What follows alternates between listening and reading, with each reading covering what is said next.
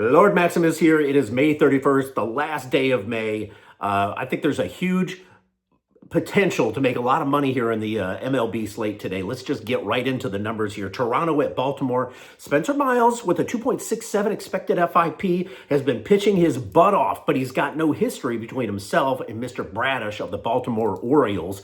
Bradish has made it to the sixth inning in his last four starts. So for me, a first five under 4.5 might be a play here. I'm not sure how I'm going to do that, but it's a lean.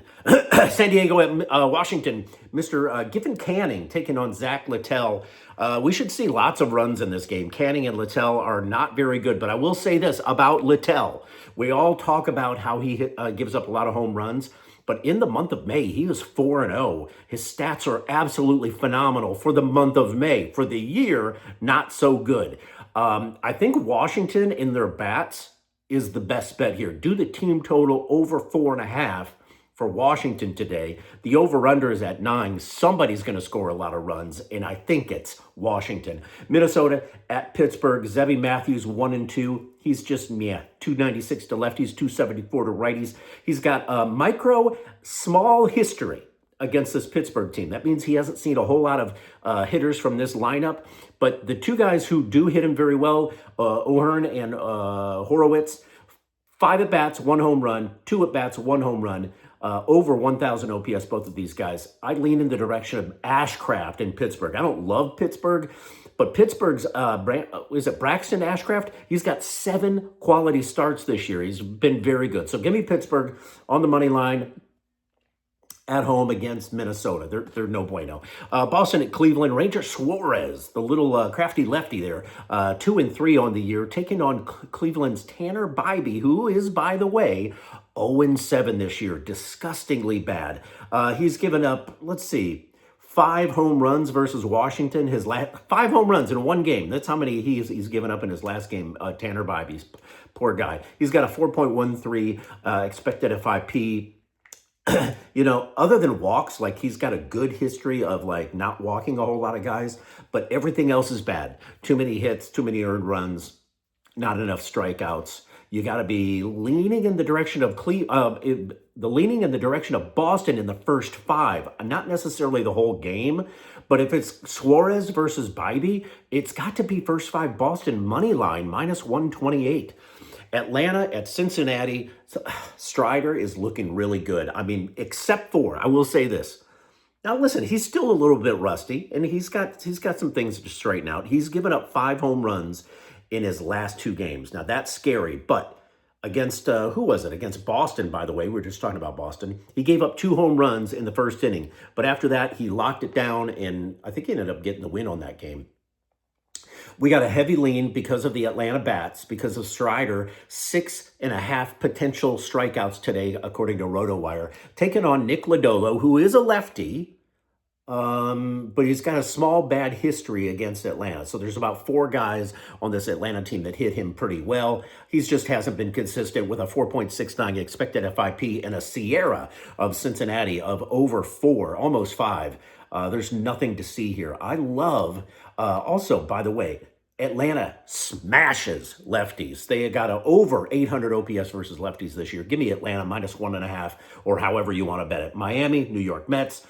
Whew, man, this is a tough one. Jansen Junk taking on Nolan McLean. Nolan McLean is expected to have 6.5 strikeouts today. Miami's been a little bit weaker hitting lately.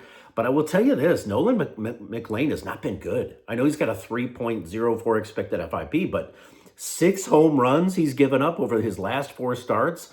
And his last 3 starts, he's given up, as a combined, his last 3 starts, every game in his last 3 starts have been over 9 runs combined for a game. So I'm leaning in the direction of over 7.5 in this one. It seems like both pitchers are not good enough to keep the runs under 8 today. 72 degrees in New York, 9-mile-an-hour winds going straight out. Give me the over 7.5. LA Angels, Tampa Bay. This is what I'm staying away from. Jack Kononowitz versus Shane McClanahan.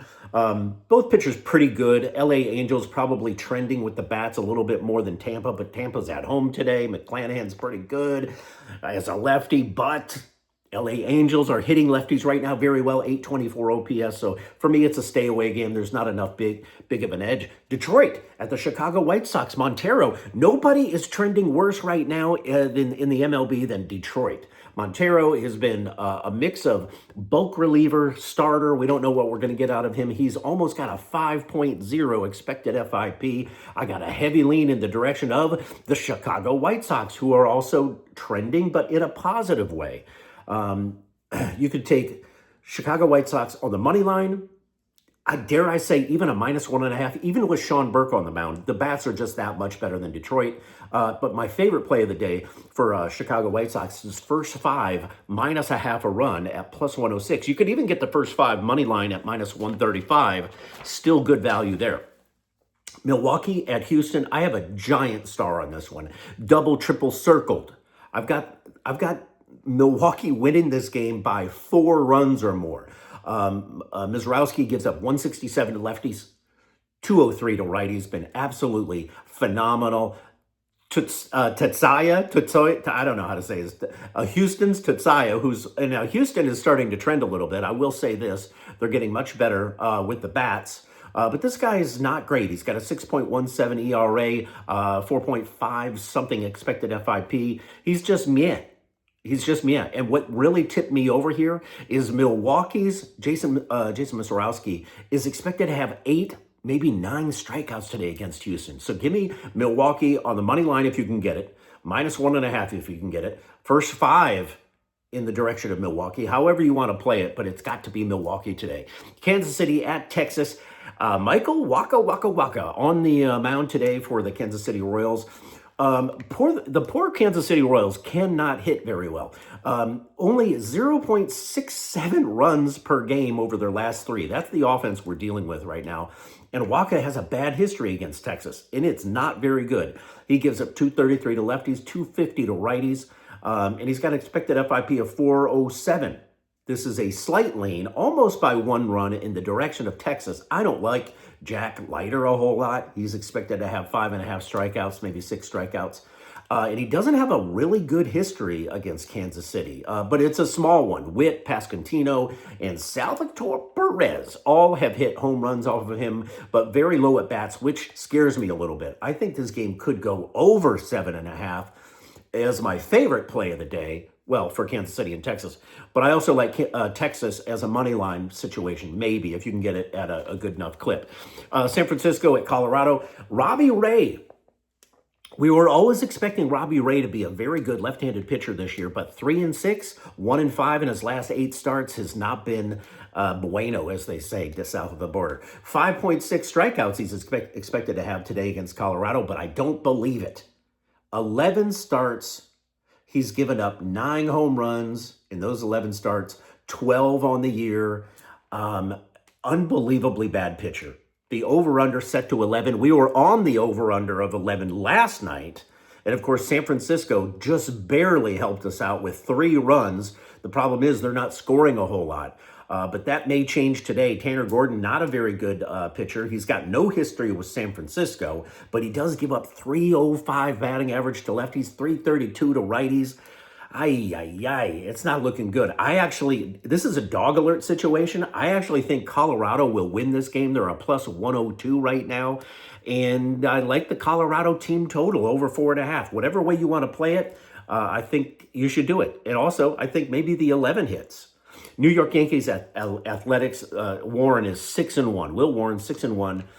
Mr. Jacob Lopez, 7 home runs he's given up in 5 starts. Too many home runs. It's got to be the New York Yankees -1.5. Arizona at Seattle. Merrill Kelly taking on Luis Castillo.